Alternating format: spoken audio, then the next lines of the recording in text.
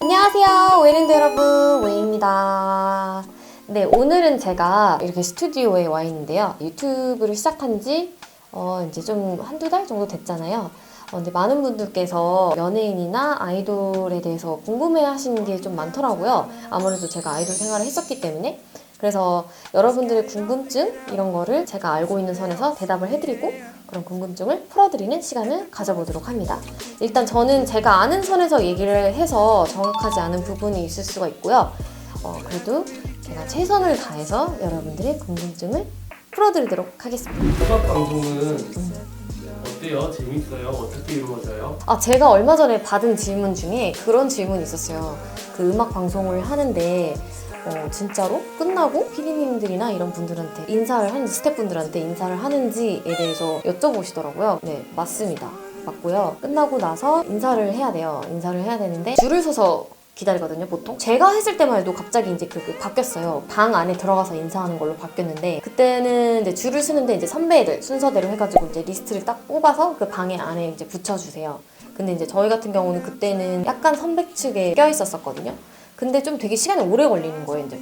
그 이유인 즉슨 대형 기획사 같은 경우는 아무리 후배가 저희보다 늦게 데뷔를 했어도 같은 기획사 선배가 앞에 있으면 같이 묶어서 이렇게 들어가더라고요. 저희 같은 경우는 이제 작은 기획사였었기 때문에 좀 순서가 뒤로 많이 밀렸어요. 그래서 그날따라 좀 대형 기획사 가수들이 많다 이러면 진짜 좀 많이 뒤로 밀려나는 그런 조금 씁쓸한 기억이 있었죠. 음악 방송 대기실은 어때요? 좋아요? 어떤 식으로 써요? 연차가 높을수록 그 좋은 대기실을 주기 때문에 신인이 이제 안 좋은 대기실을 쓰는데, 그때는 정말 칸막이, 아무것도 없는 룸에 칸막이만 되어 있어요. 보통 거울은 있었던 것 같아요. 거울은 다 있고 바닥에 돗자리를 깔고 앉죠. 그래서 돗자리는 필수로 가지고 다녀야 되고, 좀 연차가 있으신 분들은 대기실 방이 따로 있어요, 개인적으로. 그래서 그런 데는 막 TV가 있기도 하고 침대가 인제도 있어요. 음악 중심 같은 경우는 웬만한 방이 있어요, 음악 중심은. 그래서 음악 중심 대기실을 저는 제일 좋아했어요. 저는 제의가 들어온 적은 한 번도 없고요. 오히려 저는 연습생 시절 막 오디션 같이 보는 사람들한테 다음 오디션 이거 있는데 가실 거냐고 막 맨날 물어보잖아요. 그러면 나 사실 너네 어떤 회사 들어갔는데 거기서 막 스폰지 받고 이래서 나 너무 좀 상처를 받아서 이런 걸 좀 안 하기로 했다, 이런 식으로는 들어봤는데, 그 외에는 사실은 저는 개인적으로 들은 적은 없어요.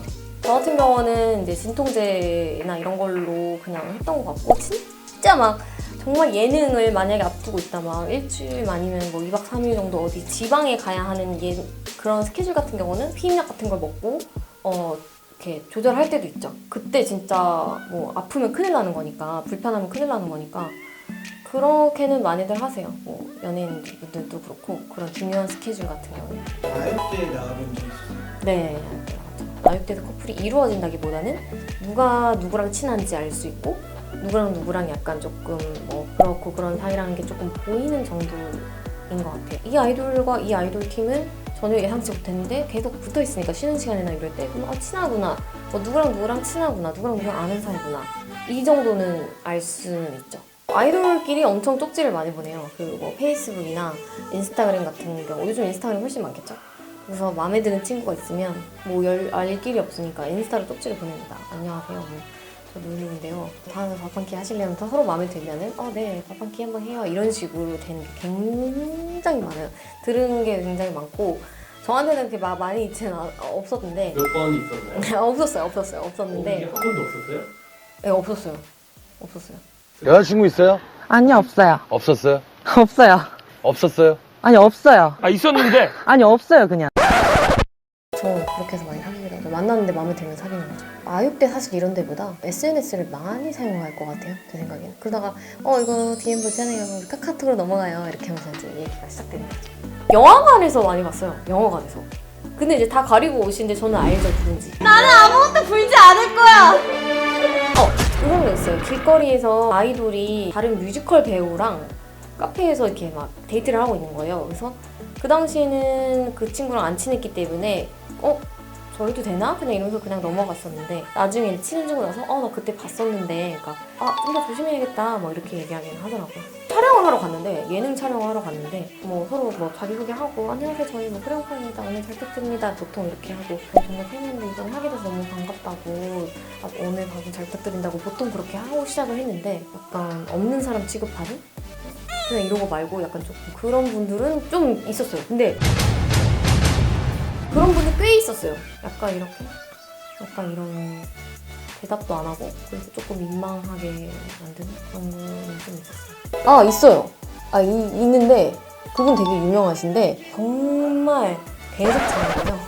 대기실부터 오고 정말 술 냄새가 진짜 옆방인데 저한테까지 날 정도로 술 냄새가 너무 나는 거예요. 그리고 완전 쓰러져서 잘 주무시더라고요. 근데 누가 봐도 밤새 술을 먹고 왔어요. 본인이 하는 거에만 문제만 없으면은 솔직히 상관은 없으니까. 근데 좀 술 냄새가 너무 많이 나서 제가 머리가 아플 정도로 막 저 사람 술 냄새 막 소주가 진짜 제 코에 대고 있는 정도로 막 소주 냄새가 많이 난 적이 있었어요. 액방 원셉설 그게 엑소, 방탄, 워너원, 세븐틴. 엑소분들은 되게 활발하시고 진짜 에너지가 항상 넘쳤던 것 같아요. 좀 웃겼던 게 음악 방송에서 이제 시기가 겹쳤을 때 이제 서로 CD를 교환하기도 하거든요. 근데 엑소분들이 저희보다 이제 선배님이세요. 근데 크레용파 선배님들 뭐 이번 곡 너무 좋아요. 뭐 저희 곡도 들어주세요. 이런 식으로 되게 귀엽게 정말 써오신 거예요. 근데 저희가 저희 선배님 아니고 선배님 아니시냐고 그러니까 아니라고 선배님이시라고 이렇게 너무 당당하게 말씀하시는 거예요. 그래서 그래요? 그냥 그러고 이제 말았는데 알고 보니까 훨씬 선배님이시더라고요. 그래서 약간 저희 액면가가 좀 있나? 약간 그런 기억이 남네요. 좀 오래돼가지고 방탄분들은 저희랑 샵이 같았어요. 항상 이제 멤버 몇 분들께서 이제 일본어를 엄청 연습을 하셨어요. 그러니까 헤어랑 메이크업 받으시면서도 연습을 하는 거죠. 그걸 듣고 진짜 열심히 하신다라는 생각이 들었어요. 그래서 아직까지 기억이 남는데 그래서 아마 지금도 엄청 세계적으로 잘 되시는 게 아닐까 싶어요. 이거는 다 회사마다 다를 텐데 제가 알기로는 보통은 3개월에 한 번씩 정산이 되고요. 그 다음에 수익분 기점을 넘어야 이제 분배가 돼요. 그러니까 예를 들어서 지출이 이렇게 이만큼 쌓여있을 거 아니에요. 근데 이제 돈을 벌기 시작했을 때 요걸 이제 갚아 나갈 거 아니에요. 이게 다 이제 갚아지면 그러면은 이제 플러스가 되는 거죠. 손익분 기점 찍고 나서 0부터는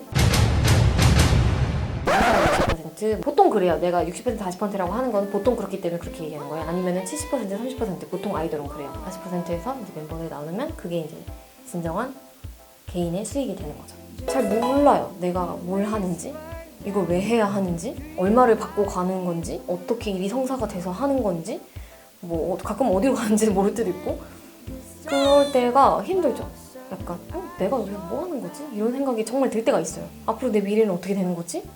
내 다음 앨범은 언제 나오지? 내가 내 앨범 내고 싶다고 내는 게 아니라 회사에서 안 낸다 하면 못 내는 거고 회사에서 난 준비가 안 돼 회사에서 갑자기 내라고 하면 내야 되는 거고 그런 알 수 없는 미래, 기다림, 희망 고문 그게 제일 힘들지 않을까 싶어요.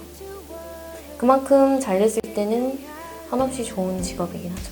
좋은 점 얘기할게요. 좋은 점은 진짜 그 팬이 생긴다는 거.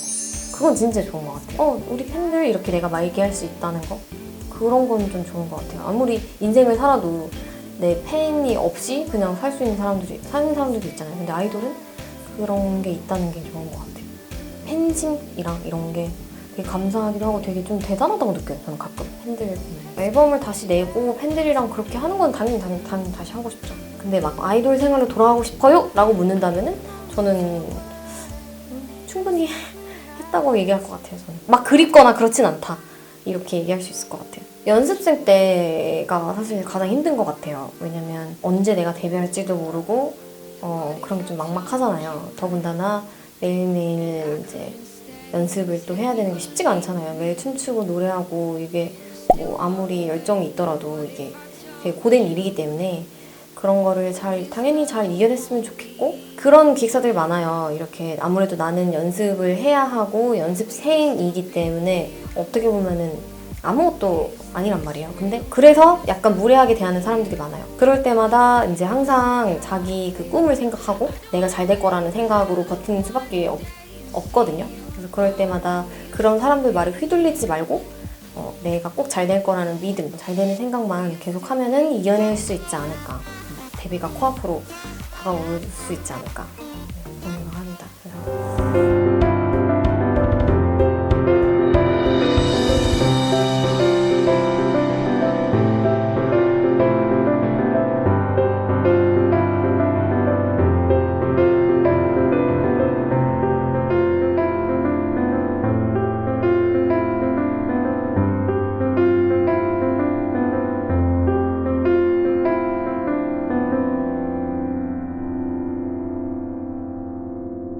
네, 여러분들이 궁금해 하셨을 것 같은 이야기들에 대해서 제가 이제 오늘 말씀을 드렸는데요.